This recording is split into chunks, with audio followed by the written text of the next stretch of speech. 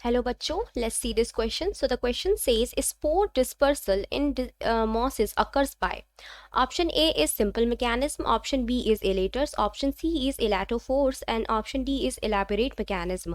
तो मैं बता दूं बेटा, mosses जो है वो किसकी ब्रायोफाइट की एक क्लास का नाम है और mosses में भी जो हम पढ़ रहे हैं वो पढ़ रहे हैं फ्यूनेरिया के बारे में. ठीक है बेटा, फ्यूनेरिया के बारे में. और फ्यूनेरिया में जो स्पोरोफाइट पाया जाता है जिसके अंदर स्पोर्स बनते हैं वो कुछ ऐसा दिखता है. ठीक है, नीचे वाला पार्ट कहलाता है इसका फुट, बीच वाला पार्ट कहलाता है सीटा एंड सबसे ऊपर वाला पार्ट कहलाता है कैप्सूल. कैप्सूल. तो यहां पर हमारे पास एक डायग्राम है, सामने दे रखा है आपको. तो इसमें सीटा दिखाई दे रहा होगा आपको एंड देन सीटा के ऊपर का पूरा पार्ट जो है इतना, this is capsule. This is capsule. तो कैप्सूल पार्ट हमारा 3 में डिवाइडेड है. पहला कहलाता है एपोफाइसिस, देन बीच का ये जितना भी पार्ट आपको दिखाई दे रहा है this is called theca. This part is called theca. ठीक है, एंड देन थीका हमारा दूसरा पार्ट हो गया और तीसरा पार्ट कहलाता है अपर्क्यूलम. ऊपर की तरफ जो है वो पार्ट क्या कहलाता है, अपर्क्यूलम कहलाता है. तो बेटा थीका के पास पाए जाते हैं, आपको दिखाई दे रहे होंगे स्पोर्स. ये कैविटी पाई जा रही है जिसके अंदर स्पोर्स है. ठीक है, और यहाँ पे एयर स्पेस है. ठीक, तो ये स्पोर जो है हमारे पास, स्पोर सैक जो होते हैं वो 2 होते हैं. एक स्पोर सैक यहाँ पर है, मैं मार्क करती जाती हूँ. एक स्पोर सैक है यहाँ पे जहाँ पे स्पोर भरे हुए हैं और दूसरा स्पोर सैक है यहाँ. ठीक है, इसके अंदर स्पोर्स बन रहे हैं और हमें स्पोर्स डिस्पर्सल के बारे में बताना है. तो होता क्या है बेटा, अपर्क्यूलम के पास एक स्ट्रक्चर पाया जाता है जिसे बोलते हैं पेरिस्टोम. पेरिस्टोम और बेसिकली टीथ लाइक स्ट्रक्चर होता है. तो ये पेरिस्टोम भी होते हैं, ये 2 टाइप के होते हैं. 2 टाइप के होते हैं, 2 लेयर में लगे होते हैं, 2 रोज में लगे होते हैं. बाहर वाले कहलाते हैं एक्सोस्टोम. एक्सोस्टोम, दीज आर 16 इन नंबर. और अंदर वाले कहलाते हैं एंडोस्टोम.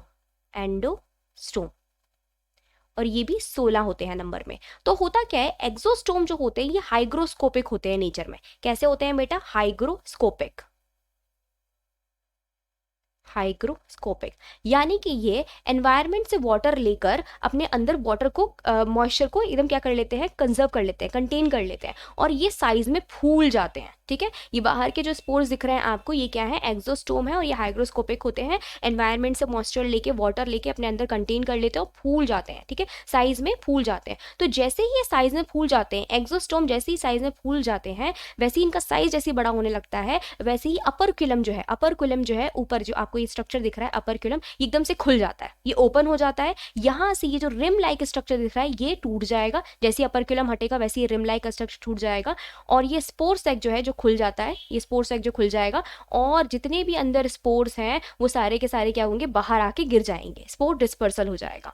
ठीक है, तो ये है इनकी कंप्लीट मैकेनिज्म जो कि काफ़ी ज़्यादा इलाबोरेटेड है कंपैरेटिवली ब्रायोफाइट्स की अदर क्लासेस से. तो इसमें देखो ऑप्शन देखो दे रखा है, ऑप्शन ए सिंपल मैकेनिज्म, तो बिल्कुल भी नहीं, सिंपल मैकेनिज्म बिल्कुल भी नहीं है. ऑप्शन बी इज इलेटर्स, तो बेटा इलेटर्स के जरिए जो है स्पोर्स डिस्पर्सल होता है लिवर वॉट्स के अंदर, ना कि मॉसिस के अंदर. किसके अंदर होता है बेटा, लिवर वॉट्स के अंदर होता है.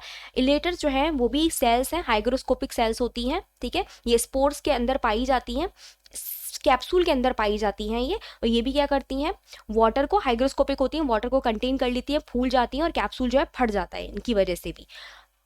देन बी हमारा गलत हो जाएगा. सी इज इलेटोफोर्स, तो इलेटर्स बेटा जिस स्ट्रक्चर के अंदर पाए जाते हैं, ये मान लो ये इलेटर्स है, इलेटर्स, और ये जिस स्ट्रक्चर के अंदर पाए जाते हैं उसको बोलते हैं इलेटोफोर. इलेटोफोर.